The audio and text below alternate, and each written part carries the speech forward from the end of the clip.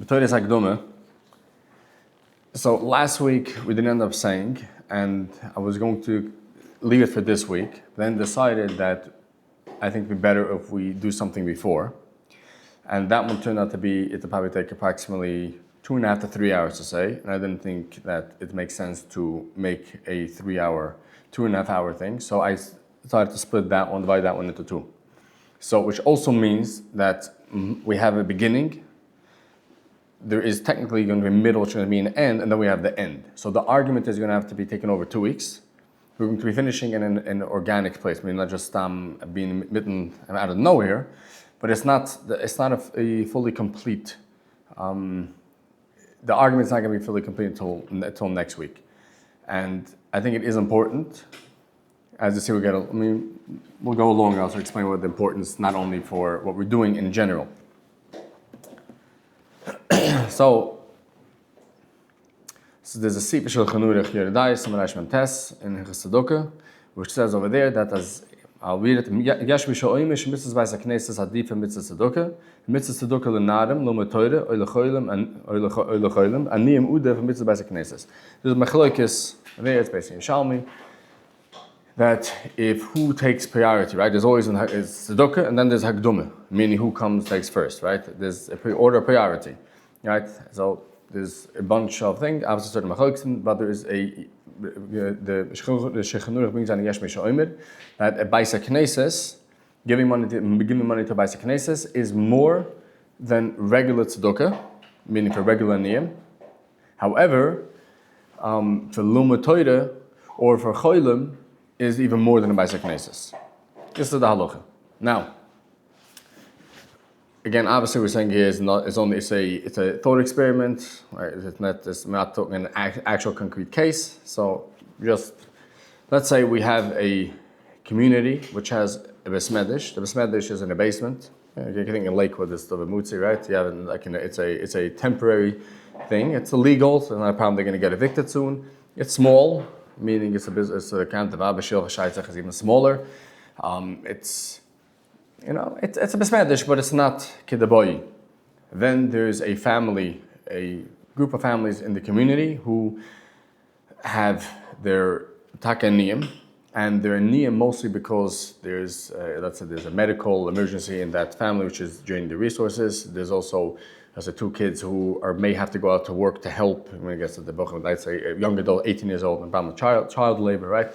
18 years old, instead of going to continue yeshiva gedolah, whatever it is, they may have to go out to work to go help. And now the problem with the community is doing a fundraiser. They have $200,000, a matching, whatever, as they have the option of doing 2 things. Either they could go and buy now a regular besmedish, or at least put down the deposit. We have 30 days to put down the deposit for a normal besmedish, which will help them greatly expand. If a shaytzach expand, can daven besa, can learn besa, void. They don't have to expand on that. Or they could go help these families. So now we have a problem. Is this considered the besmedish, the giving for Batei הכנסת? So in that case, you have a precedent, the Shulchan Aruch has Yesh Mishoimer that Batei הכנסת ude for stam tzedakah. Or do we say that the families who are technically aniyim, right? That's really what it is. It's not that you're not giving it to heal a person. It's just their dire straits is because of choyle, but you're not giving directly to a choyle.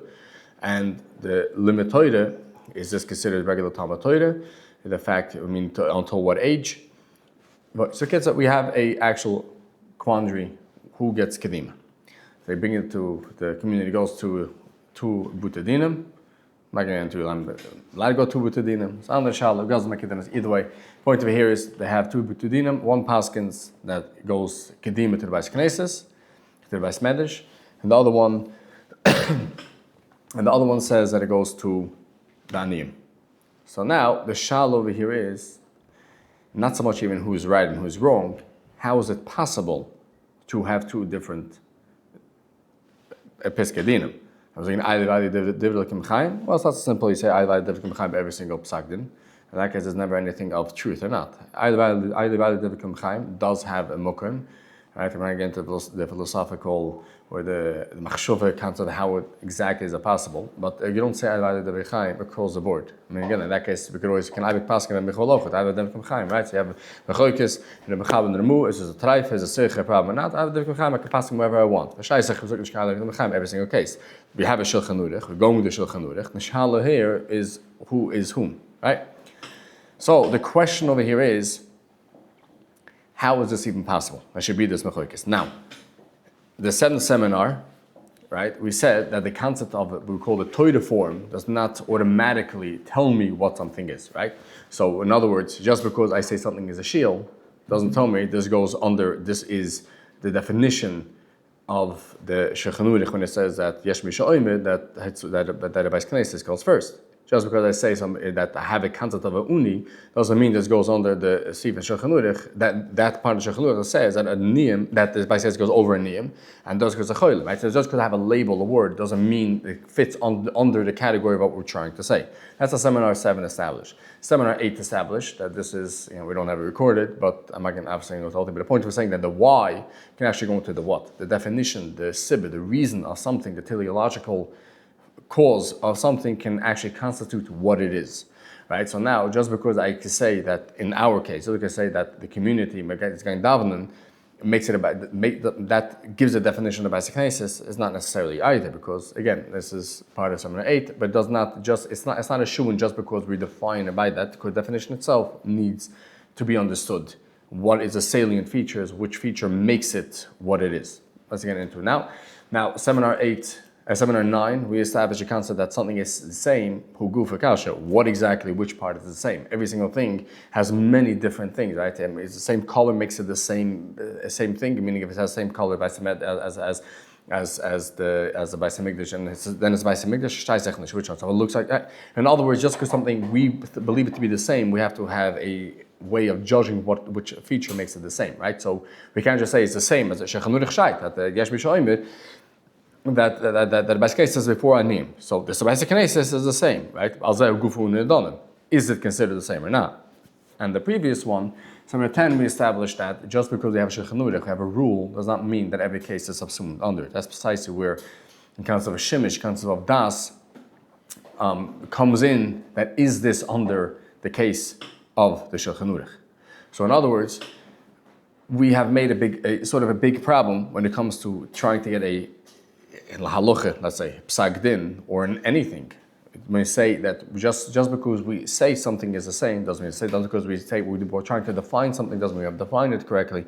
So, negaya to us right now, how is it possible that this was that we have two Butadinim come from the same Shulchan Aruch? They believed, right now, one's not modern Orthodox, one is not conservative, one is nothing, we're all regular Haimish Bezdin, two of them paskin two differently, or two modern Orthodox mean they're both having the same, they both have the same ruling, same not motives, the same hashkufa or whatever, meta ethics, whatever it is. So how does it work? They have two butim dinim, same facts, same everything, same Shulchan Aruch, yet we still have two machloikis in how we paskin.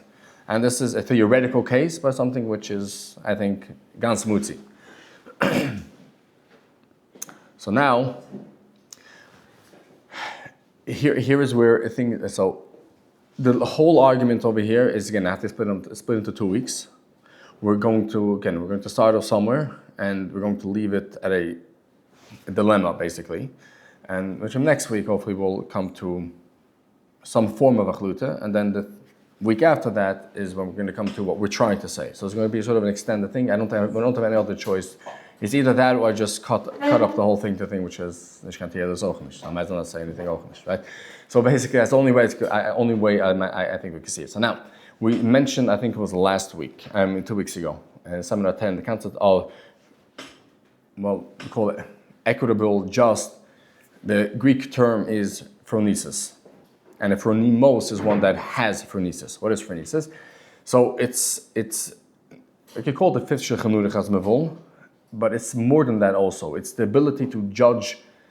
I mean, we're actually going to, with the primary sources, going to expand more on what it is, but just to give a basic overview, so it's not just some word. A phronēsis is the act of being able to judge correctly that this is a correct moral, ethical action. As far as the matters over here, we're going to be talking about ethics, but ethics has to do practical judgment, which has to do with halakha. Now, we're not getting to the discussion now, is halakha ethical or not? This is a separate discussion we'll have to get to eventually, which remember right now, I'm afraid Chaznish is, ethics is how does halakha deal with ethics?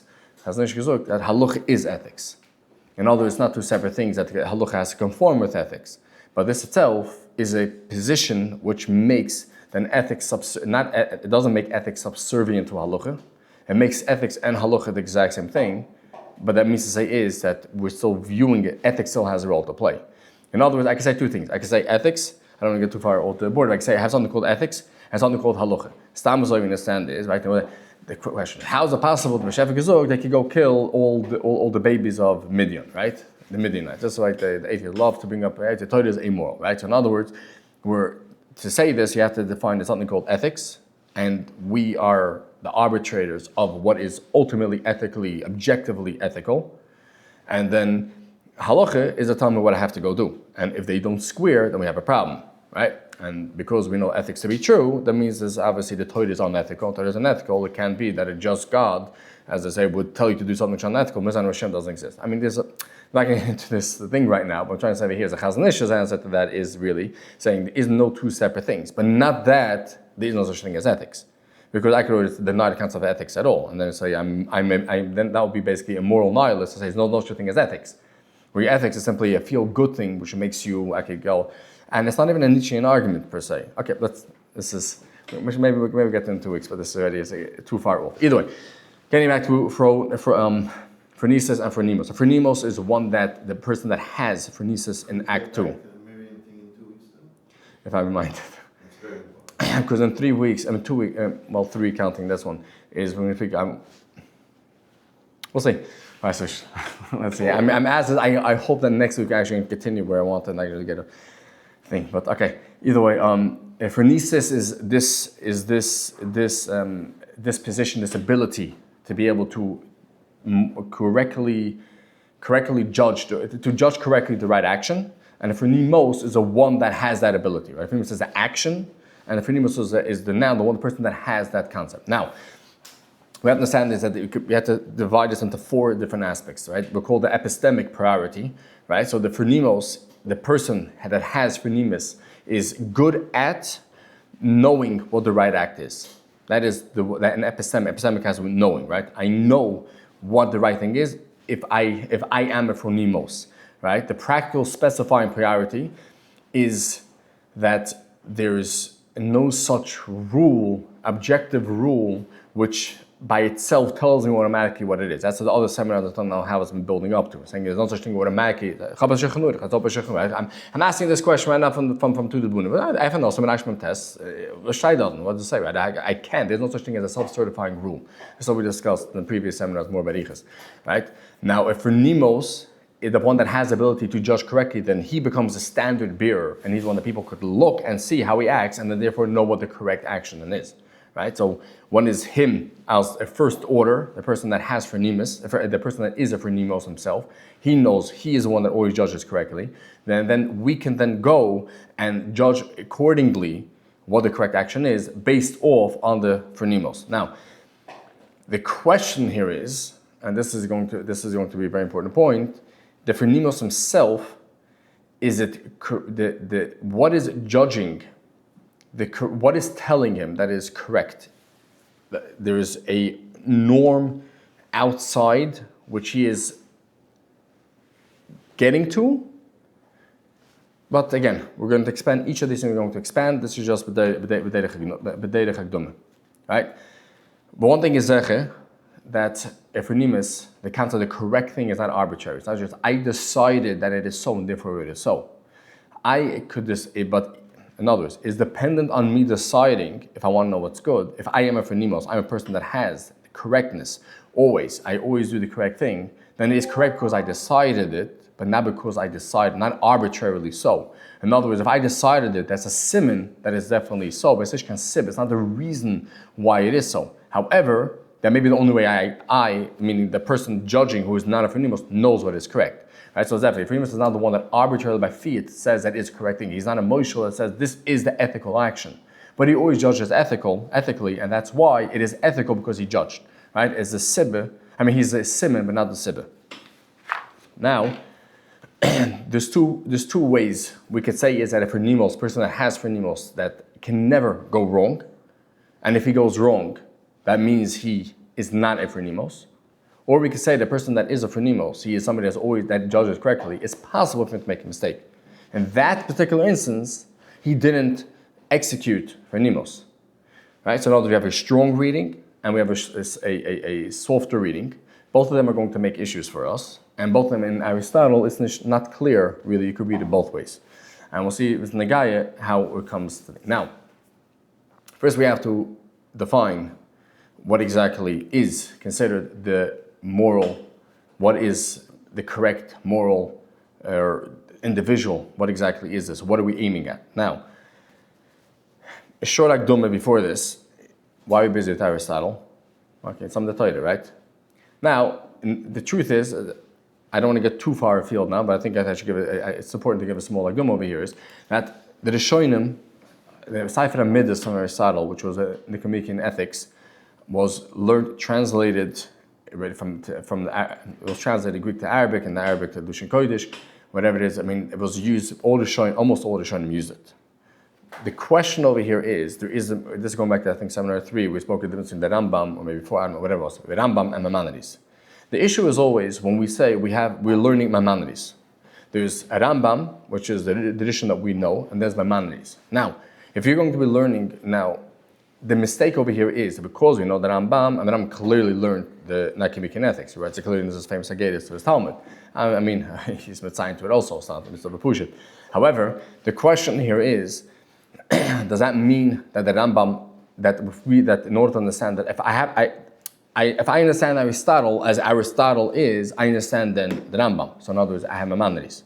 I can only understand Maimonides by understanding Aristotle. So we're learning Aristotle, not so much to understand the Rambam as the Rambam says, just because I'm learning Rambam and the Rambam is Aristotle. He took it the lock, stock, and barrel. So I said maybe two things he seems to have maybe argued exactly on a certain ethical concept, and that's all I need. So that case we have learned to understand the Rambam, right? And because the Rambam is so much we're going to learn the Aristotle. Now this is what I've been arguing the whole time and saying is that there is no such thing because there is no, besides, again, we're not going to go chazar over those, whichever seminar it was, but the point over here is also that I don't know if I'm going to get into it next week, but Lamasa, I believe that once we clarify what the issues and the things we can take out from Nicomachean ethics, I think if we go the next step, the Rambam, when the Rambam is referring to the Aristotelian Nicomachean ethics, it's very different than learning Maimonides. It's a whole different concept, and the Shonim in general. I don't want to get too much more into it right now because we didn't build up to it, and also I don't want to get too far afield. But this Nishtam, let's just read philosophy. The Nicomachean ethics. It is different, but also we have to learn it to understand it. The question is, the problem here is if you read Nicomachean ethics uncritically, as we should, because it feels good to learn Aristotle, because ich bin aufgeklärt if I learned Aristotle, and therefore let's learn all Greek philosophy and philosophy in general, because it makes me feel, and then I'm going to go put the Torah categories, dump it and try to shoehorn it into the Greek philosophy, and because it makes me feel good. That means you're technically learning it uncritically. No, I'm learning very critically. I'm trying to understand exactly what is Aristotle saying. Yes, but understand the bigger picture and the pressures, ultimately, the internal pressures, and then see. Again, I don't want to get too far afield. Hopefully by next week it'll be a little more understood. And again, I don't know if we're going to go back into the Rambam now because I don't want to go into the Rambam because Rambam is going into the rabbit hole, but we'll see. So let's sort of see what Aristotle says. Now, the actual thing over here is I posted on the thing the full text of almost everything. It's around 40 pages, and now we don't have time to go 40 pages. In truth, we should go through the whole thing, but we absolutely don't have the time for that. So I said last week also, especially learning Aristotle, because the way it's written, but it was written through his notes. It's definitely not written out. So whatever it is, I'm going to read it through it quickly, explain the parts I think is important. We don't have the time to get bogged down every single aspect. So we're going to say the concept of Aristotle, what is objective, what is that ethics has to deal with objective human good. What does that mean? So we'll look at Aristotle, which is in the first number 1. It's in, like we can ethics 1:1, when the thing is page 1, the number 1. So Aristotle found every art and every science reduced to a teachable form, and in like manner, every action and moral choice aims, it is thought at some good, right? So every art, whatever a person does, is aiming the point, the telos of it is to a certain good. For which reason, a common and by no means a bad description of the chief good is that which all things aim at, right? So every single action aims at a good, aims at a certain point, at something which is its good. Then if everything could go to one direction, that is the chief good. Fine. Now there's plenty of difference in the ends proposed. For some cases, they are acts of working, and others certain works or tangible results beyond the Messiah's acts of working, right? And he'll give the examples in a minute. And where there are certain ends beyond the Messiah's actions, the works are in their nature better than the acts of working. Again, since action, here's the examples. Again, since actions and arts and sciences are many, the end likewise come to be many, right? If every single action has its own end, then there'll be many different ends according to the actions. So of the healing art, for instance, health. What is the end result of the healing art? Health. What is the end result of a shipbuilding? A vessel, a ship. Of a military art is victory. And the domestic management, wealth. These are all respectively the ends. Now, in 1:2, he says, since then, of all things which may be done, there is some one end, which we desire for its own sake. Right? The definition of an end means you're desiring it for its sake, right? Not for something else. That's not the end. If you want something for something else, that's not its end. The end means that is what you're desiring it for. So now in that case, since then of all things which may be done, there is some one end, which we desire for its own sake, and with a view to which we desire everything else. And since we do not choose in all instances with a further end in view, because then we'll just go a infinite regression, this plainly must be the chief good, the best thing of all. And others, Aristotle's standing as though, because whenever you do an action, you're doing it for some end. Otherwise, you're not doing the action. You're doing action for a certain reason. Now, if every single thing is going to have another reason for it, there is ultimately no end result, no end reason, which Aristotle believes in infinite regress. In actuality and practice is impossible. I'm not getting into that. So in the physics, it speaks more about it. Lamasa or bezoi, that means there has to be some chief end which we are aiming at. So we'll look at Aristotle that all human action which is aimed at a certain end. The question is what this end is, but that is how all human action is aimed at. That's clear. See, in Academic Ethics 1:1 and the 1:2. Obviously, it's a lot longer. You have the whole thing. I gave the source sheet. Now, I did not put it over here. I don't want to far. You see, it's a circle lungradiches in the Eudaimonian Ethics, also book 1, down to a lot further. Look over there. I think I put him in the source sheet. Nishgai. Emphasis in the guy is clearly that we see that Aristotle believes that we go to every certain end. Now, in number 1.7, the same book, the book 1, chapter 7. Here, whenever there's dots, whatever it means, just cut through. Now, that which is an object of pursuit in itself, we call more final than that which is so in view to something else. Right? This is showing the chazura from 1.1, 1.2. He says, whatever we're going to pursuit of itself is more final than what is going to be pursuit in order for something else. More a final end. That's the definition. That should have an object of choice with a view to something else than those which are so both in themselves and with a view to this ulterior object. And so by the term absolutely final, so we say that you're doing something for its absolute end, we denote that which is an object of choice always in itself and never with a view to another. This is the definition, right? So doing an action, you're doing it for an end, you're doing it for a certain reason. You're doing it to get something, and something which is an absolute choice, absolute end, means every single action is only going towards that thing. And of this nature, we always say that what do we always do? We always go for something called happiness. That's what everybody wants. And of this nature, happiness is mostly thought to be. When all actions that we do, Tanat Aristotle, we do for happiness. The question is what happiness is, but that's what ultimately we're all doing. We're trying to achieve happiness. And of this nature, happiness is mostly thought to be. For this we choose always for its own sake and never with a view to anything further, right? You don't choose happiness for something else. You choose something because you want to be happy. Whereas honor, pleasure, intellect, in fact, every excellences we choose for their own sakes, it is true, because we would choose each even though those are to follow, but we choose them also with a view to happiness, right? So even though, yes, sometimes we give you honor itself because we like the concept of honor, but also because honor is going to make us happy. So this is what it says right before this, right? This is what it says 1.1, 1.2. Basically over here is that ultimately, if something has result for itself and for something else, then the and for something else is more final, is a greater than the act than what you're doing for yourself. So even though honor you may like for yourself, you're also doing honor because you like yourself, and therefore you're going to be happy. So therefore, ultimately, it's like every action is oriented to what? Oriented towards happiness. Like Aristotle.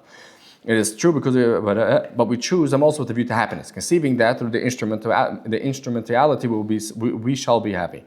But no man chooses happiness with a view to them, right? No one chooses happiness because he wants honor. Obviously, that makes no sense, right? So therefore, what?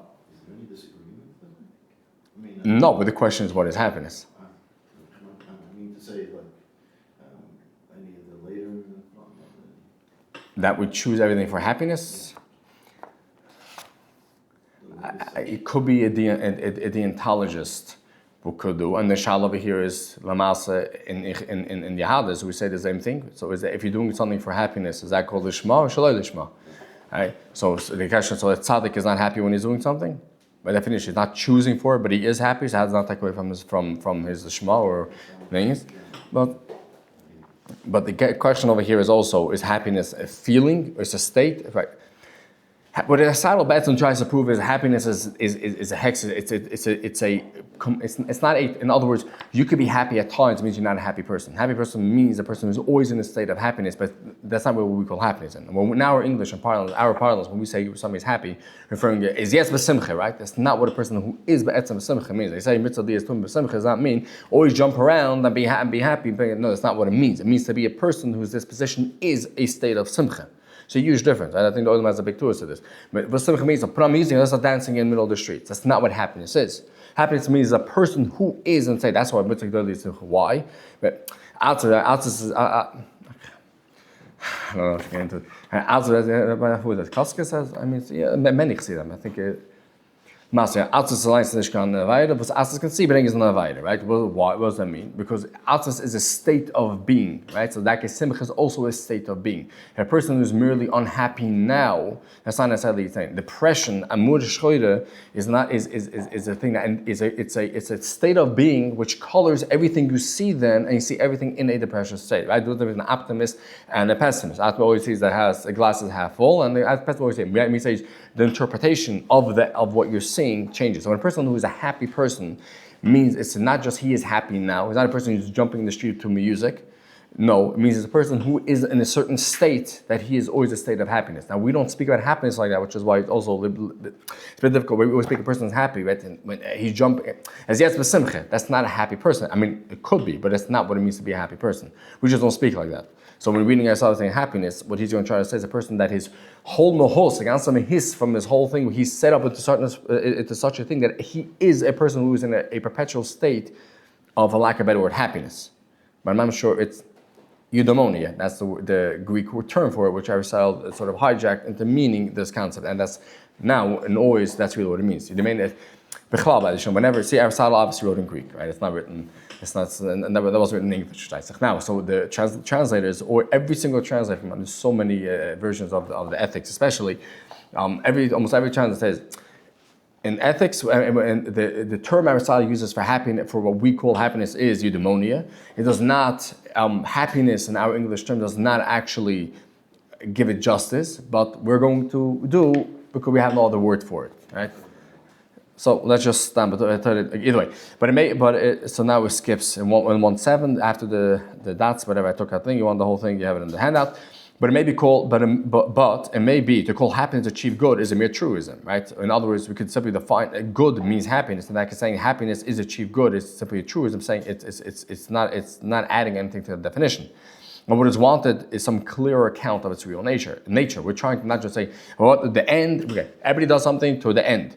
What is the end? The person doing something? Happiness. Well, yes, I know that, thank you. I'm trying to understand what is happiness, right? Now, this object may be easily attained when we have discovered what is the work of man, right? For as in the case of a flute player, a statuary, or artisan of any kind, and more generally, all who have any work of course of action, their chief good and excellent is thought to reside in their work. So it will seem to be of man. If there's any work going to them. Yeah, it's reminiscent to the famous town of the Messias Shudim, right? In other words, I mean, man is that when you want to say what is, so Look, it's a truism.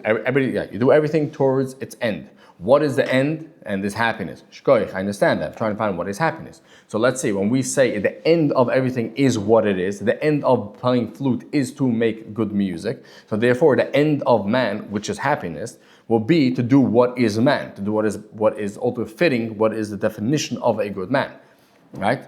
So what then can this be? Not mere life, can be stam leben, because they plainly is shared with him even by vegetables, right? They have the nutritive soul, and we want what is peculiar to him, right? We must separate off that then the life of mere nourishment and growth, and next will come a life sensation. This again manifests is common to horses, oxen, every animal. There remains then a kind of life of the rational nature apt to act, and of this nature the two parts, dominate rational. Okay, we'll skip it for now because it's going to take too long. The point over here is, says Aristotle, is that, let's read the last from the page 2 to the first paragraph, the last 2 sentences.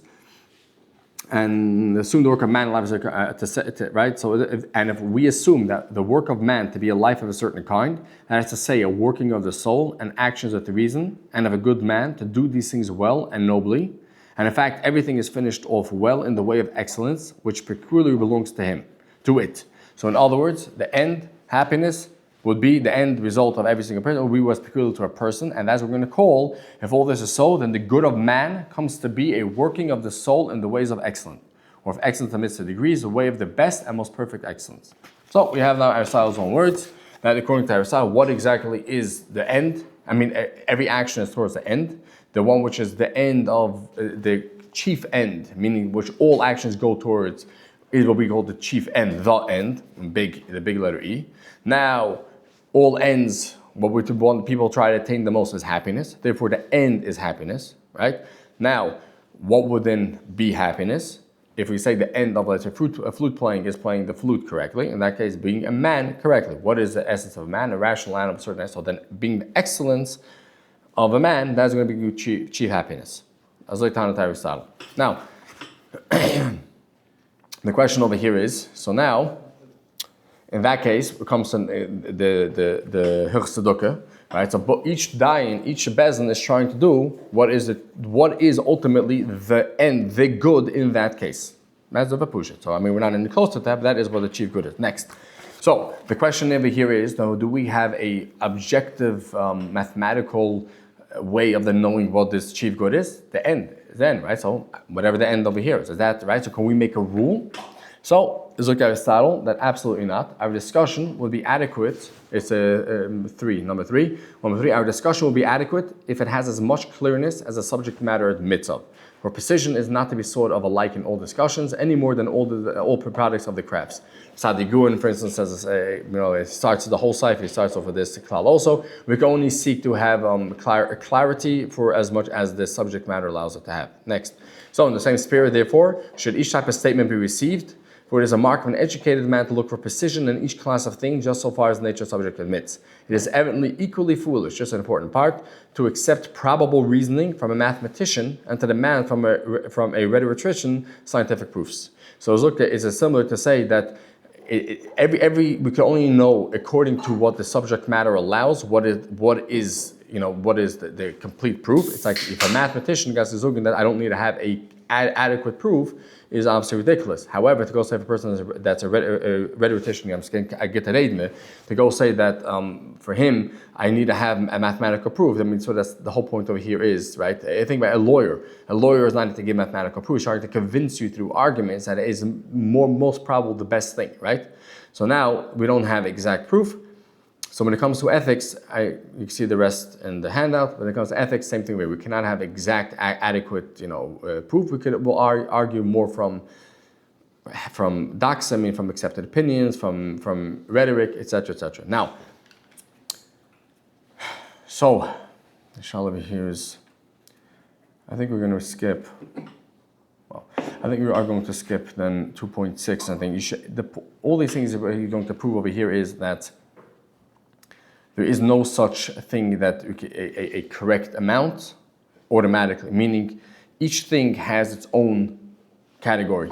Each aspect, the right to give, money, tzedakah, these things Is too much is a problem, too little is a problem. The famous golden mean, we're not going to go through it. It's in 2.6, and it's in 4, book 4. I think you have it over here, but we're going to run out of time. So what he's trying to say here is basically is just repeating the point that we said before. That what? Everything has good. However, there's no clear demarcation between, I cannot give you exact klal, and we have to, take each thing by itself. We cannot, it's no mathematical formula for ethics. Now, what is important to distinguish that this is 5. In page 2, 5. We actually read it, I think, once. I think we read it last time.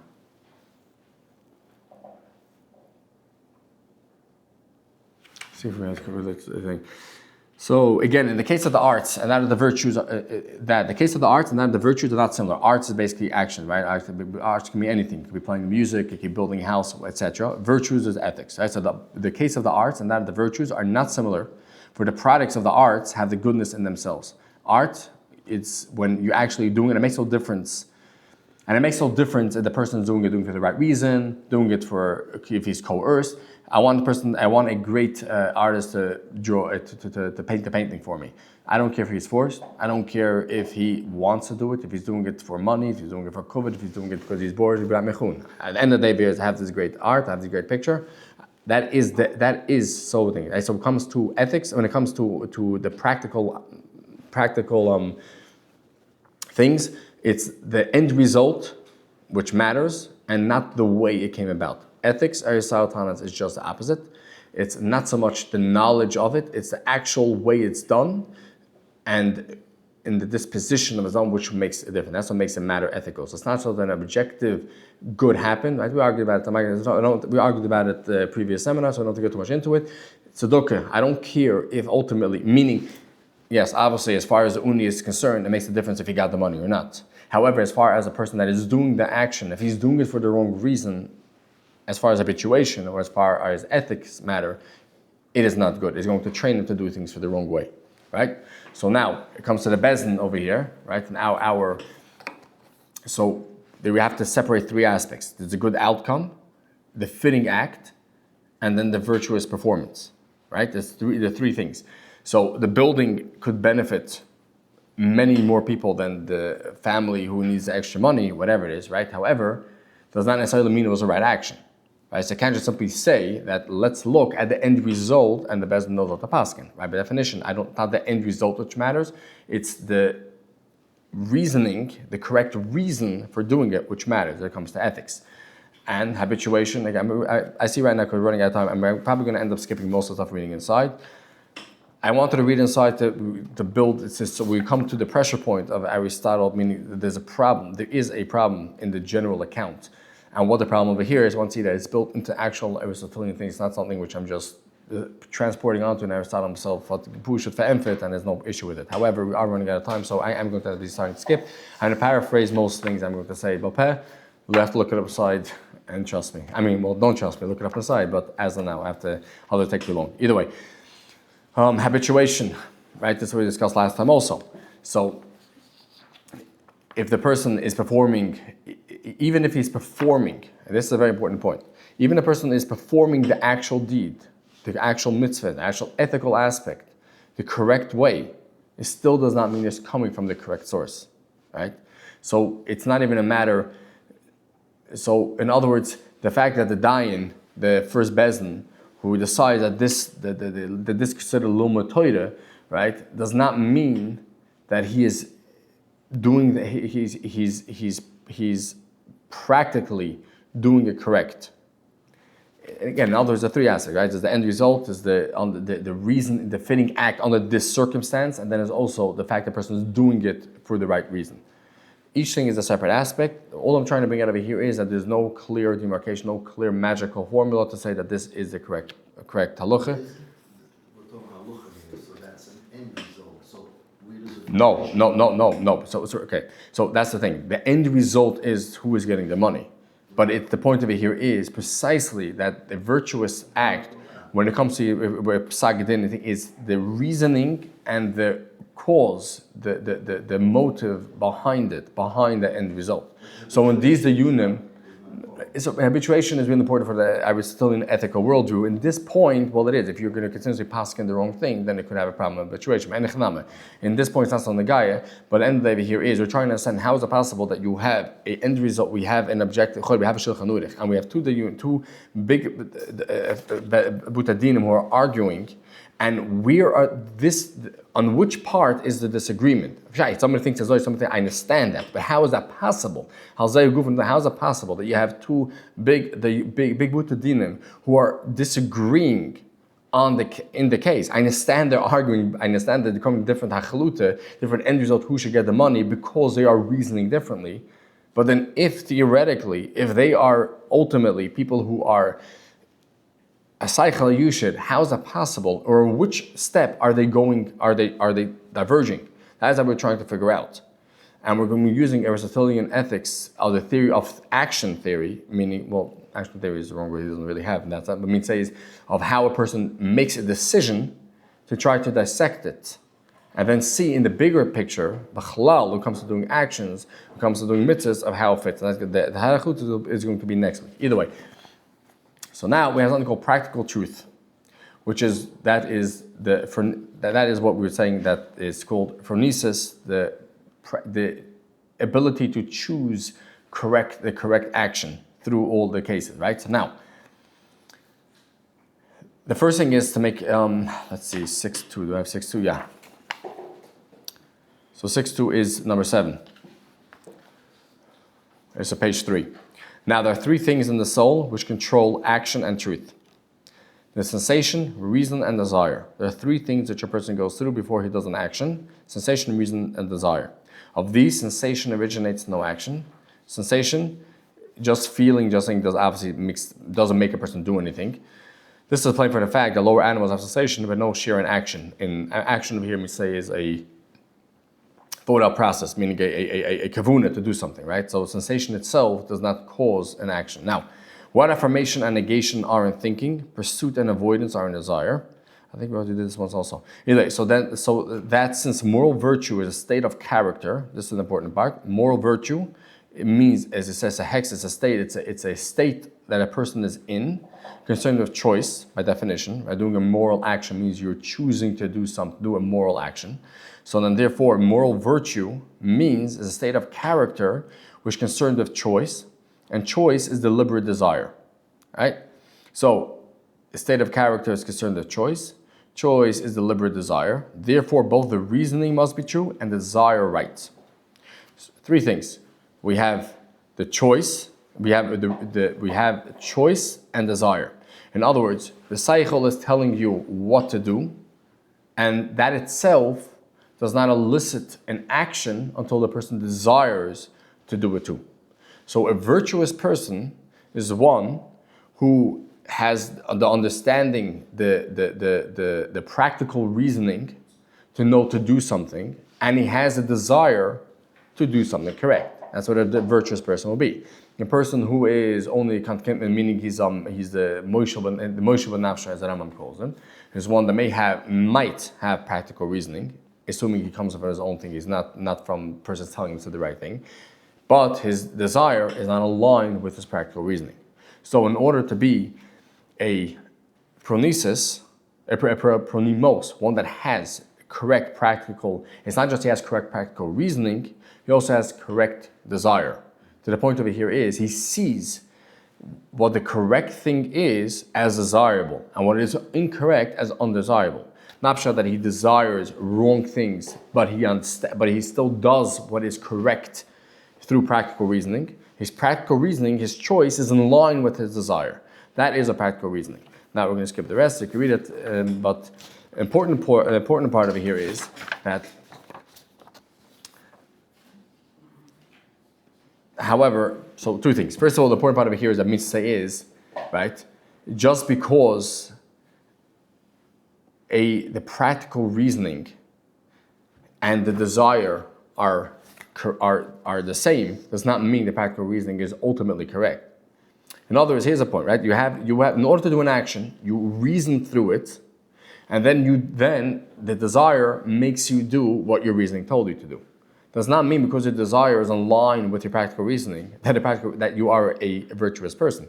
The practical reasoning itself has to somehow magically align with the true virtuous action, a virtuous thing, right? Just because the Bezdin wants to do what they believe the halakha told them to do, does not mean the halakha actually told them to do it, right?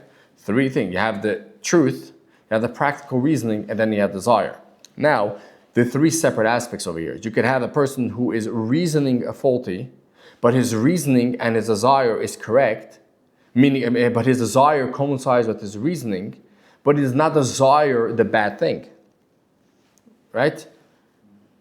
Basically, is again, it's really a threefold distinction over here. We'll talk about ethics, right? Let's go to ethics. There is something called the correct action.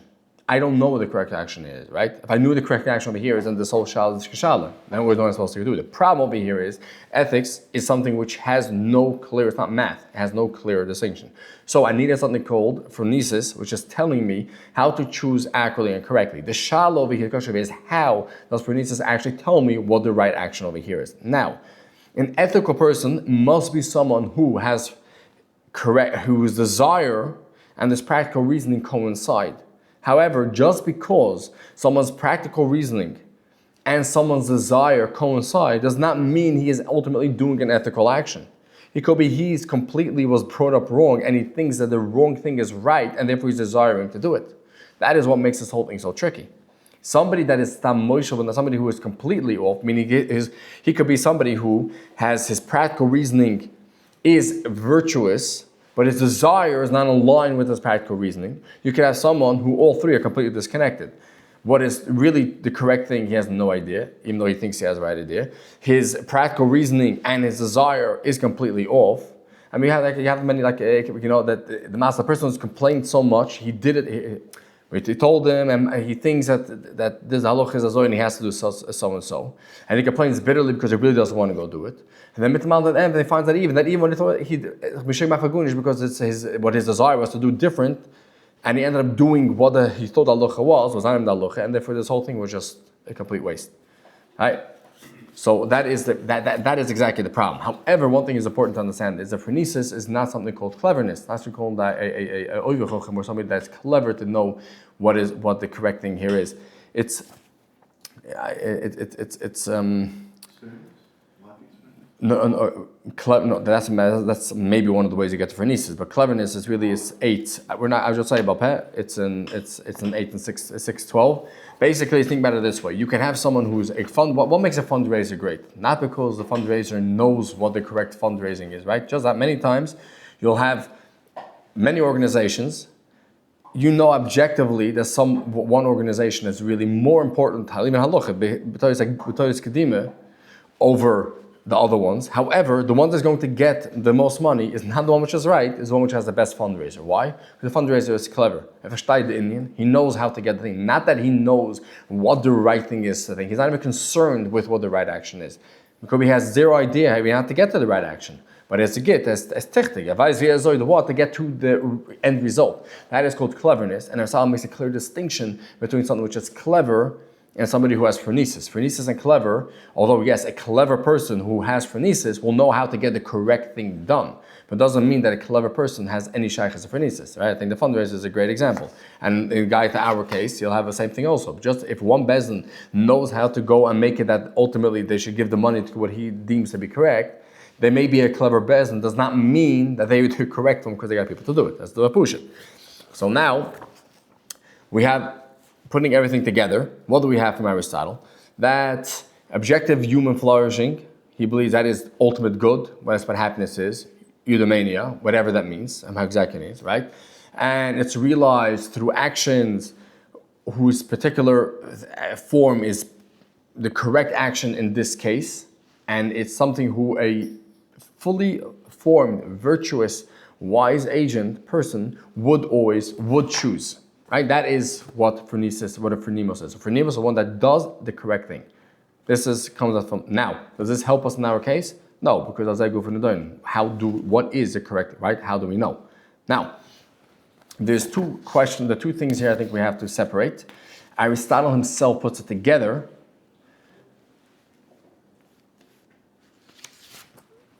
There are actually two different questions. Okay, that's the first thing. There's two questions over here. First, say the agent. Let's say I am the one. I want to know, am I a Phronēsis? Am I a Phronēmos? Right? So, how do I know what is good? That is the first question. The second question is, how do, as a spectator, let's say I'm trying to learn the correct, I'm trying to learn thing, right? So how do I know who is the correct Phronēmos? Right? It's two separate questions here. How do I know myself? Meaning, how do I know myself I'm a virtuous person? The person themselves who is a Phronēmos, and how does a person who is watching, who is trying to learn, how does he know to choose the correct Rebbe? Right? So the mechanics and everything. How do I know who to choose? Now, Aristotle does. I think one thing is to be very important actually that we should do inside. Let's do number 9, 1.4. Let us not fail to notice. It's page 4. Let us not fail to notice, however, that there is a difference between arguments from and those to the first principles. There's an argument, a simple way to understand that in modern parlance is a deductive argument and an inductive argument. What's deductive? Deductive means I know this and this. Real logical form is deductive always, right? I know such and such, and therefore the famous thing, the famous syllogism, right? That all men are mortal. Socrates is a man, therefore Socrates is immortal. Right? All A are B, all B are C, and therefore, okay, the major premise is the first one, the minor premise is the second, and the sock right has to contain the major premise, and whatever we're not getting into formal logic here. Either way, that is deductive reasoning. It's muchach. That is we're reasoning from something to something else. It's from. Inductive is we're reasoning to something, right? I'm trying to get to something, right? So that let's not fail to notice, however, that there's a difference between arguments from and those to the first principles. For Plato too, so looked at Aristotle, Idus, right? It's a Talmud from Plato. So looked at Plato always when he taught this, seems like he's saying. For Plato too was right in raising this question, asking as he used to: are we on the way from or to the first principles? Are we coming from axioms, or are we going towards something? We're doing deductive reasoning or we're doing inductive reasoning. So now wasn't enough committed. When it comes to ethics, how do we go about it? Do we come with some deductive reasoning? Do we come with some external, with a fact of something which is ultimately true, and now how do I get to that? Or I'm starting from these are certain actions. What do these tell me about the objective truth? Now, there's a difference as there is in a race course between the course from the judges to the turning point and the way back. Both are going right. Both are ultimately okay. For a while, here's the important part. For a while, we must begin with what is known. Things are objects of knowledge in two senses. There are two forms of knowledge. One is objective, like mathematics. Some to us, some without qualification. Right. So you have knowledge which is objective, which is like mathematics, and then you have some which are things that we only know from seeing ourselves, from seeing it through other people instantiated. Hence, presumably then, we must begin with things known to us. So look, in ethics, we have to start with things which we are taught, and then go to the common thread to find out what the end goal of ethics is. Hence, anyone who is to listen intelligibly, hence anyone who is to listen intelligently to lectures about what is noble and just, and generally about the subject of political science, must have been brought up in good habits. For the fact is the starting point, and is this sufficiently plain to him, he will not at the start need the reasons as well. Aristotle comes with a big thing, and he says also in the end, we're not going to read 10, which is the end of the ethics, where he finishes. The point that Aristotle says, we're probably going to speak about more next week, is actually a very important point. Aristotle believes when it comes to ethics, we cannot start with telling me this is ultimately what is the ultimate human good, and this is how I get to it. Rather, I have to start with particular cases. For instance, a child learns what justice is by being taught continuously, learns, let's say, generosity. What is generosity? His teachers always tell him, right, you have to share, right? You have to share, you give the share, amivata, etc., etc. Eventually, he learns a common denominator of what makes these actions being a generous person. And then, through learning all the other virtuous character traits, he can then, with the thread underlying all these actions is this good called eudaimonia, pure happiness, the end result as we learned in the beginning. which means I don't start from the end, I start from the facts which I see, which I'm taught, and from there I can then get to what is ultimate good. So come to us that according to Aristotle, well, maybe we'll expound at a different time, that a person who is brought up wrongly has a big problem, and he cannot ultimately, truthfully learn ethics because his whole starting points then are messed up. If he was taught wrongly what the correct thing is, if he was taught that you never share because people always leech, and therefore never give anything from yourself, and for him, the concept of generosity, as we seem to believe it is non-existent, and therefore he can never ultimately learn correct end result of ethics, which makes it a very big problem. In general, we'll get to it later. Either way, Push back on that. let's leave it for now. The end of it here is, but now the guide to the unim, which also means to say is, even though it's the unim, that means but they're taking all the facts and they're weighing what is considered, right? If they were taught them wrong, well, then we got a problem also with that, right? And then obviously they're going wrong, right? Because their starting point is completely off. What they believe to be correct is completely a mismatch to begin with, right? Well, according to anybody, ultimately, if you're taught wrong, you're wrong. The question is, can you teach anybody who's taught wrong? Even Aristotle believes that ultimately that's the concept really of the Constitution. I mean, not meaning of Constitution, of the Constitution law, politics. That the reason why you have to sort of force people at times to do something is precisely because you have to sort of take it because they fail to see what is truthfully correct. But let's leave it for now. So Aristotle, we have two problems over here, right? The problem over here is, how do I myself know what is correct? That is really what we're dealing with now. And then the question over here is, this leads to a different problem over here is, because you have two people who believe things are differently correct, me as a spectator, who am I supposed to learn from? How do I know who the correct person is? Now, Aristotle does give certain things, and then we down over here, it says, generally, people believe to be the wise people. Okay, people that over time they're doing the correct thing. Oh, I learn over time, who's really doing the correct thing. People that don't do things randomly out of the blue. There's certain ways to recognize things, but it's ultimately not a clear-cut thing. Right now, there's a distinction that we have to make. Aristotle does not make the distinction himself because he believes it is.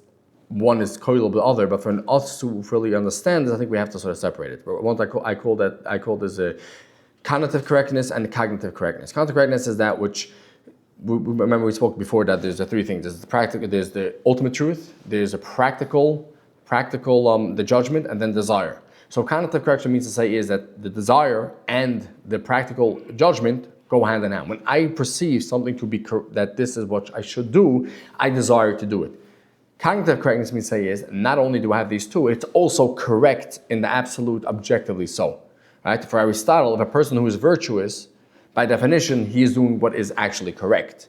However, in order to explain the two horns, we'll have that the concept of what I call the fallibility or the infallibility argument. We have to separate this. So this is not an Aristotelian separation, because Aristotle believes by definition, a person who is a ethical person, he is then doing it, his practical reasoning and his desire, which coincide with the actual correctness, with the truth. However, for our argument, we have to separate it as possible to a practical truth, and desire coincide, but does not coincide with what the Chayda is objectively correct, right? So now, we have the time to go through. Not really. Probably going to one of them. I was going to do there's two places. Well, okay. Oh, I actually cut up the whole thing. So maybe we do have 11 and 12. The point over here I'm trying to make right. One is from the 11 is from the de anima, which is on the soul, and the other one 12 is on the motion of animals. The point really is trying to say is that let's go 12. The motion of animals 7. It's not books, it's chapter 7, there's only one book over there. Yeah, so it's page 5, 12. But how is it that thought, sense, imagination, and thought proper is sometimes followed by action and sometimes not? How is it that thought is sometimes you think it's something with gunish, and sometimes you think it's something and you do something? How's it possible? Sometimes by movement, sometimes not. What happens is parallel to the case of thinking and inferring about the immovable object of science. Right, when you think about stam, if you think about a mathematical equation, if you think about quantum physics, whatever it is, you're not moved to do anything. Right? You're just contemplating, it's gunish. right? However, there the end is the truth seen, right? Because what is the end? In other words, why don't you want? Because what does it do? The end result of cognizing a scientific formula is the scientific formula, right?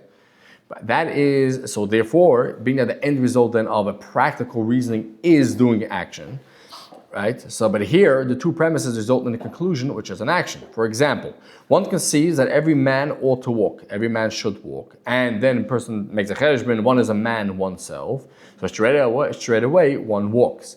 Or then in this case, no man should walk. One is a man. Straight away, one remains at rest. And one so acts in the two cases, provided there's nothing in the one case to compel or in the other to prevent. Again, I ought to create a good. A house is good. I wanted something which is good. A house now is good. So straight away, I'll make a good. In other words, this is Aristotle's account of practical reasoning. The definition of a practical reasoning is one which ends in an action. Therefore, you should do it. So that's why you're doing it.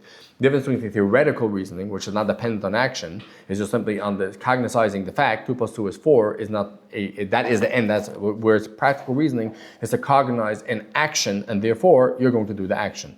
This is not really simple at all, meaning especially in later concepts. But when the guy for Aristotle, that's enough. Now.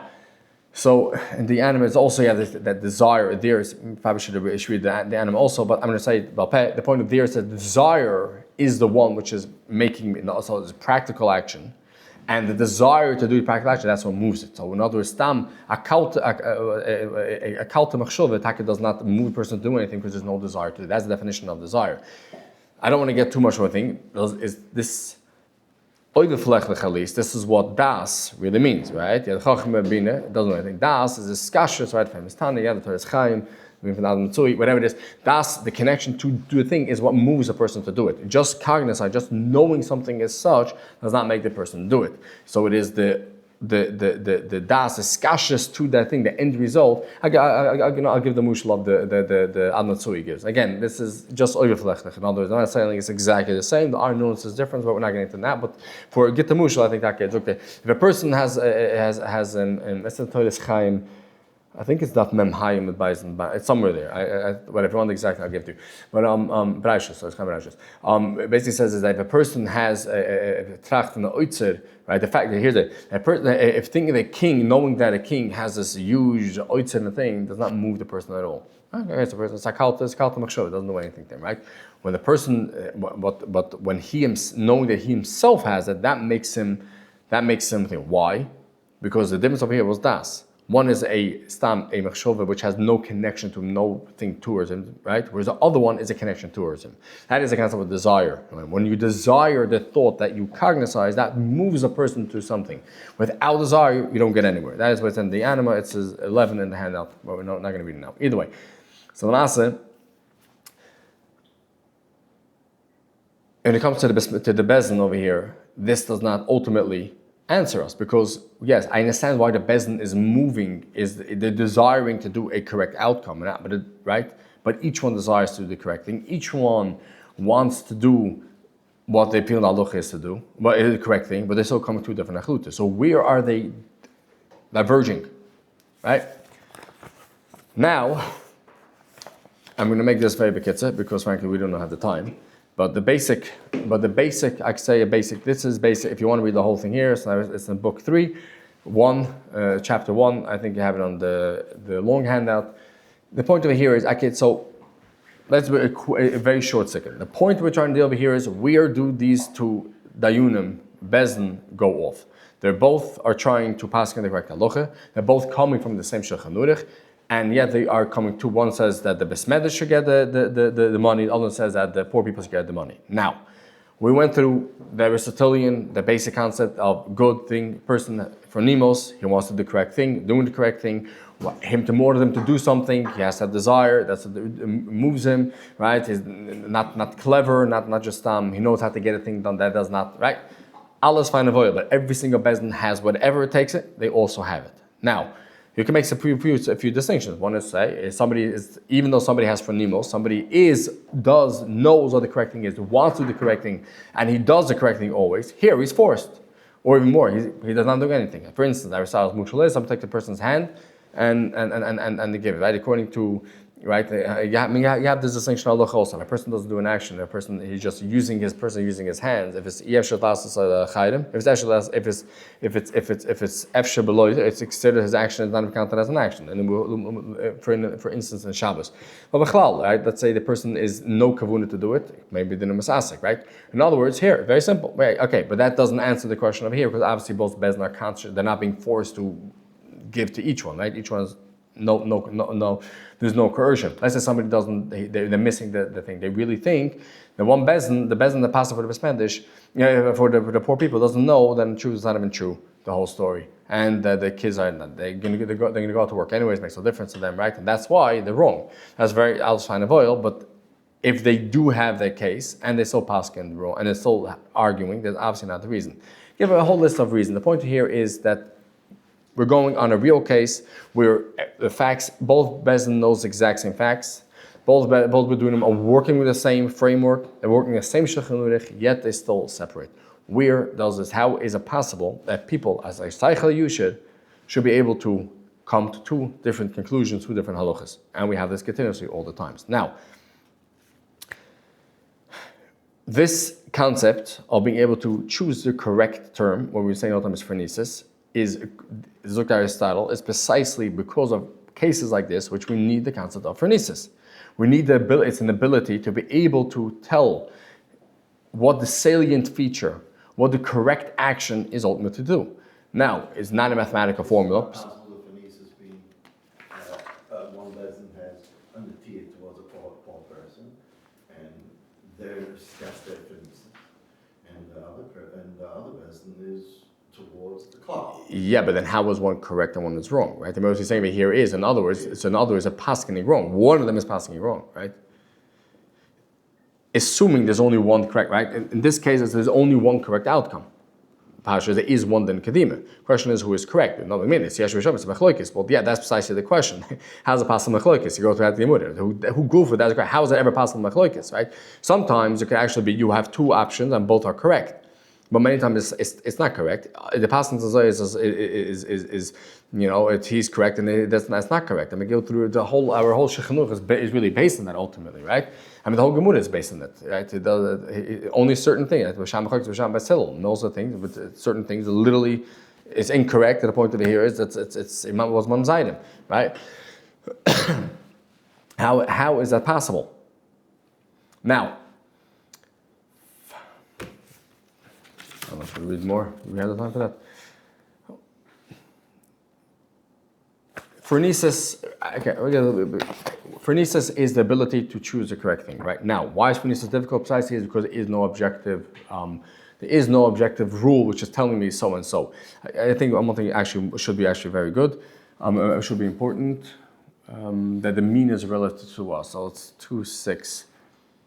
Yeah, so it's 13. Oh wow.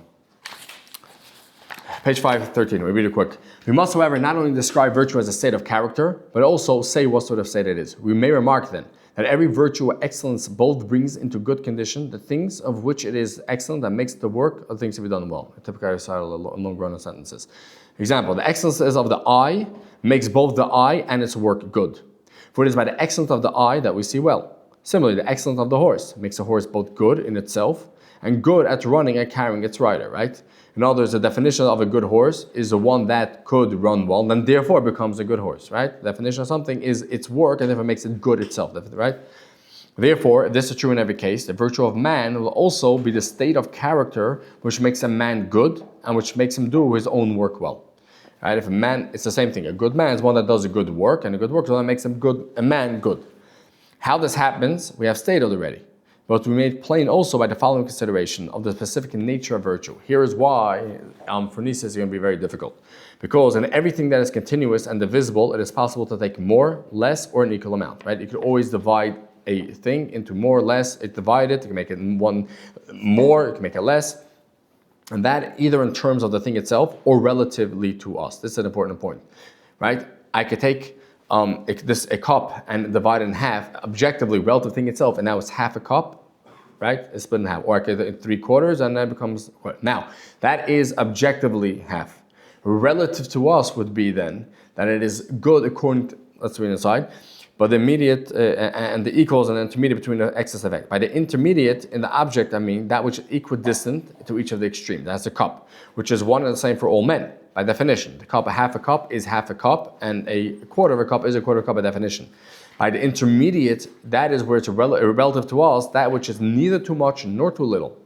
And this is not one nor the same for all. For instance, if 10 is many and 2 is few, if for one person 10 is already a lot, let's say $10 is a lot, and $2 is a little, and for him, the intermediate will be $6. But for somebody who $100 is a lot and $50 is a little, for his intermediate will be 75, right? When it comes to virtue, when it comes to ethics, it's also dependent on it's not objectively so, it is dependent on the case, dependent on the facts, which is why we cannot go give a objective tape measure, which is why the Phronēsis is the one that can tell you correctly in this particular case what it is, which is why I can't give you a rule book because every single case is different. The Phronēsis is the one that has the ability to tell me what it is.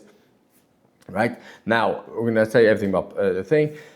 You need a lot of experience, shimish, all these things, right? And important part is it's not a magical aspect. That's why I was very insistent. It's not magic. It's the envelopment of a third eye, call it, that you could tell intuitively.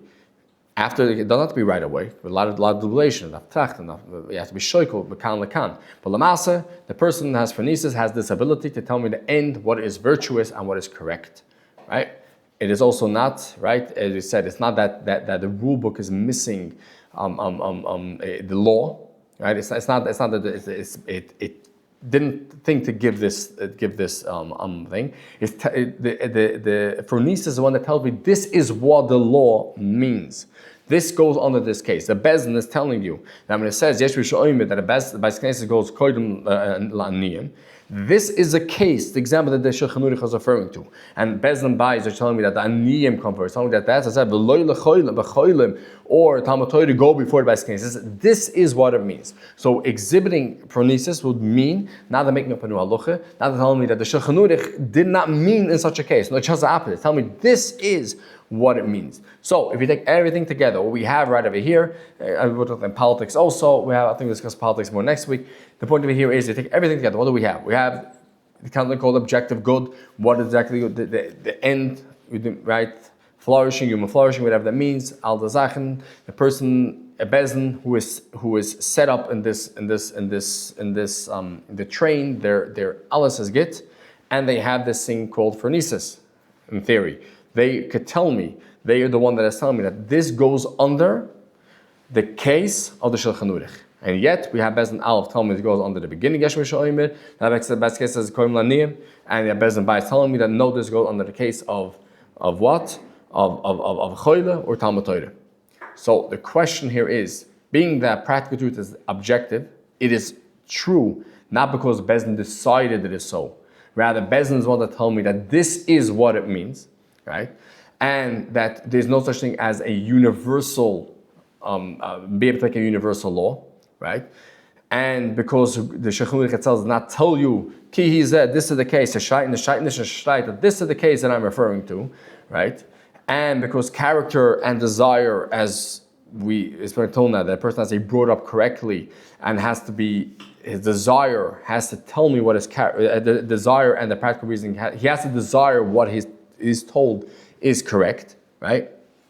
And the final judgment obviously concerns this particular case. And so Lamasa, what we have over here, that we need to have a concept of Phronēsis, because otherwise I don't know what to do. And we have a machlokes exactly, even though we have Phronēsis. Now we're going to finish. Now we're coming to the end.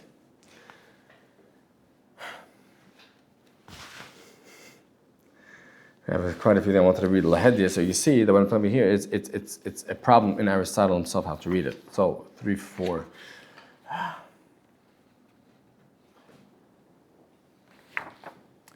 Okay, we definitely do not have the time for this. This is number 16.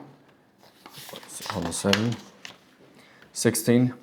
You should look at it and you'll see. And then 17, the practical wisdom. And then 18. I'm going to say everything about practical. We do not have the time for it. But look it up inside and I will discuss much more next week.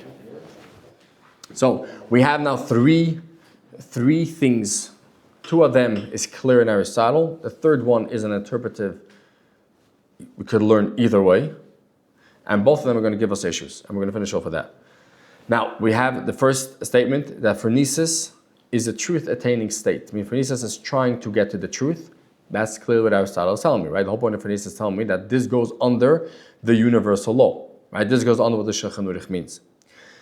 A successful exercise of phronesis is true by definition. If a person successfully exercises his phronesis, then it is true by definition, right? If phronesis is a truth-attaining state, and a person did achieve phronesis in this particular case, then it is true. The question is, if a person who is a phronimos, whoever has this ability, this state of pure moral perfection to always desire and do the correct thing, is he by definition always going to judge correctly? That is what so now, if you want to say yes, that will call it an infallible reading. If you want to say no, that will be fallible. In other words, if you say the person who possesses phronesis, he is a phronimos, can never go wrong, then he is infallible, right? Not at least when it comes to ethics, right? I mean, of course, he's a human, but it means that as far as ethics, you're always going to make the correct ethical decision. And remember, ethics objectively is true, but he is the one. He's a simon, not the sibbe, right? Or if we say that even though you have phronimos and the person exhibits it, he can still go wrong. That will be the fallible reading in phronimos. Now, let's say that the good person, Aristotle says clearly in book 3, chapter 4, that a phronimos is a measure of the correct thing. Now, this seems to imply, in truth, that he is by definition the measure, because he by definition does the correct thing. He almost like an infallible reading, right? And because the phronimos is a rational state of being, a understanding, right? He says this in 6.5. Again, you have all the sources in it. We can don't have time to read it. So a false practical conclusion for phronimos is impossible by definition. If he is a true rational state, he cannot come to the wrong reason. Look it up at 6.5. Now, because a virtuous person can only be virtuous if he has phronimos, because otherwise he will not be doing the correct action. Like I said, virtuous actions require the being able to reason correctly what is virtuous, because it says at the beginning of the book, there's no ruler. So you have to be able to make the correct choices, right? So then a Aristotelian, so if a person who is a virtuous person, and he must have phronimos, and a person that has phronimos, according to the infallible reading, is always a virtuous person. Now, that means the virtue is one that makes the ends correct. The ethical aspect is what makes the actual correct. And the phronimos, through phronimos, a person achieves that correctness. Right? I said the cognitive state and the cognitive state. According to the infallible reading, it is always a cognitive state. By definition, the person, desires to the cognitive practical reasoning, and practical reasoning is exact to the correct objective state. Now, in the Metaphysics 9:10, book 9, chapter 10, Aristotle seems to say, we're probably going to discuss a bit more because the shtickle of a stira, and I mean, with emphasis, and it has a lot of the truth bearing in book 4, book Delta, in on metaphysics also, in Aristotle, the definition of truth, I don't want to get into it right now, but what he does seem to say is that truth is objective, but the person is the one that gets through truth through his understanding. In other words, the truth is not, man is not the measure of all things. You don't decide what is truth. But we know truth through our understanding, right? So now, in that case, truth, practical reasoning, desire, all coincide in one, the individual called a phronimos, and he can never make a mistake. If he makes a mistake, by definition, he is not a phronimos because he's infallible. If he has the ability, phronimos, to judge the correct thing to do, then he can never make the mistake, and he always gets to the objective truth, right? So now, this is the infallible reading. If we have this, then in our case, the Bezdin, we have a problem. We have ultimately two different Piskei Dinim. On the exact same case, each know the everybody knows, the case is objectively the same, they're dealing in the same case, they all have the same information. No one is coercing anybody, yet we still have two different halachas. According to this, that will mean that somebody is not a phronimos. So by definition is wrong. The problem over here is, okay, so somebody is wrong, right? Now, the problem here is that they themselves, how are they ever supposed to know? Because they each are, right? They each are judging each case. But more importantly, me as a spectator, how am I ever supposed to know who the correct person is? If by definition, one of them is but here's the thing, if it's an infallible reading, it means one of them is not even virtuous. They have not achieved Hazishkat Tzaddik, if you want to use that word, right? Meaning if we say they could have two different, we'll get that in a second. According to an infallible reading, that a person who's virtuous, by definition, always has the right action. That means right now, I have two butadunim and two butadinim. By definition, I know that one of them is not virtuous. Okay, both not virtuous. And me, so they themselves have this issue. And me but more important, me as a spectator, I have no idea on who is not a virtuous, who is off in general. If we say that it's impossible to be wrong, right? So what you're going to tell me is, how do I know? Because you see who paskins always correctly, who does a correct thing, right? So what I'm telling you over here is, I should be able to articulate, exercise for Nimus myself to tell me who the correct phronimos is, who I should go work from. That's it's not a logical fallacy, but practically it makes a big problem. If we say that it's a infallible horn, the horn of infallibility. I mean, I don't want to, interject on this point, but I think that there is something, it's like somebody percolates to the top, and that's how you have a good rule or something like that. He's percolating to the top. So we as an outsider, that is a judgment we can't make. You see over. Okay, so too, I mean, no, that is sort of what Aristotle does say. You see, over time. However, there also that means, by definition, that any bezdin which passing is different is completely off by definition, right? And anybody that does, the moida, if the bezdin comes out, any ethical matter which comes up, makes yaltim to his nishtin, right? Here we're talking about a very dry halakhic, but it's a guy to more than just halakhic. It's a guy to any single thing like a psak din, a gili das, a chili v'chili. That means by definition, if that is the correct criteria, and all I have to do is just see who percolated to the top, which by that itself it's in, because how they percolate to the top, because you had many people decided to listen to them. But if the problem over here is how themselves knew how to listen to them, unless we prescribe to everybody the ability to be able to have phronimos itself, we have an issue with that. This gives a big. Now again, we're going to expand a lot more on it. There's really four horns, as I call it, a 4-point dilemma. Then I'm just saying 2 points, and we're going to understand more next week. This is infallible. So we say the fallible definition means to say is even somebody who's be'etzem has ability of phronimos, it's possible for him to sometimes make a mistake. Well, that just makes it even harder for us now. Because not only do I, myself, who I'm watching the Bezdin argue, don't know who correct, the Bezdin themselves has no way doing. If we say the infallible way is correct, let me say let's say I'm Bezdin A, I believe that I have phronimos, I am a phronimos, and I know what I'm doing by definition then is correct. But the minute I tell you that even if you have practical judgment and desire coincide, does not necessarily coincide with objective truth, then I myself don't even know if even I think I possess generally phronimos, and that makes you a phronimos, but phronimos is possible to have a mistake. So not only doesn't the constituents know who to think, I myself don't know if I'm correct. Can make a mistake, then the other person that's making the mistake knows that they're not phronimos. But no, everybody thinks they're phronimos, right? So here's the thing: if I say a phronimos cannot make a mistake, but definition is not a phronimos, which is a nice way out. How's it possible? Right, no. So how's it possible? Not the Shalvei. How's it possible you have the two to do making a mistake, right? Now,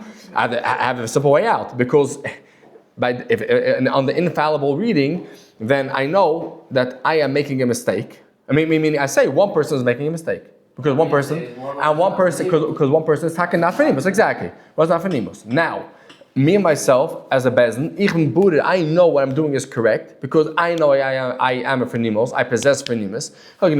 I'm always correct, whatever it is. Let's forget whatever it is. Yeah, I know I'm a phronimos. My definition of phronimos, my action is correct, and I know I'm doing correct. Now, the problem then is more for the spectator, because who am I supposed to choose from? Yeah, but if he sees a different bezin saying other than them, who is he? Who the spectator or the phronimos? No, the bezin himself. Because it's like Kenevadas. He's not phronimos. And Mike, he thinks that's wrong. He's wrong. I know when I was correct.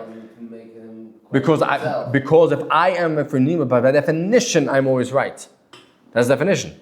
If I'm ultimately a virtuous person, as ich bin a tzaddik, when ich bin gerecht. What? He knows that the other business is wrong. Right, I know a person is wrong. But the spectator, meaning the people who are in the community, don't know. But if I say that it's fallible, which is more psychologically pashas correct, meaning no person is always infallible, even if generally you are a thing. But we'll leave that again. We'll discuss it more next week. That makes the problem even greater because I myself, the bezin, I don't even have any proof, external proof, to tell me that I'm right. Because even if I was a phronimos, I can still make a mistake. What? Hey, there's no way of being right, and that's when it comes to halakhic. When it comes to even the hashkafa, then it makes it even worse. Ethics, which is pure ethics, which is not even which is. But then we have a bigger problem. In other words, if the definition of an ethical person is one that always does the correct action, desires the correct, and practically tells the right thing, and practical judgment means phronimos, knows how to take at the salient points, knows what goes on the which and whatever, right? Yeah. Now, if I can never do anything wrong, I still don't know how am I, without possessing phronimos, without possessing that ability to tell who's correct, how am I ever supposed to know who's correct? Meaning a spectator, and if a phronimos itself is possible to make a mistake, even if it's a virtuous person, then he himself has no idea ultimately what's correct. Now again, we still have to expand more on this. I just think we have to sort of stop here because there's a lot more to speak about. We have a lot more to read. This is a placeholder, and this again. I mean, Aristotle tries to give this way the concept. You could see as I said, who percolates to the top, who generally correct thing is. But all these things ultimately still need the concept of a discernible thing. The question over here is: we'll leave it with this. Do we have an objective standard in which a spectator can judge phronimos? Or in the infallible argument, do we have an objective standard in which which the person himself can see if he knows he's phronimos, which pashas there isn't? And we'll leave it as such for now because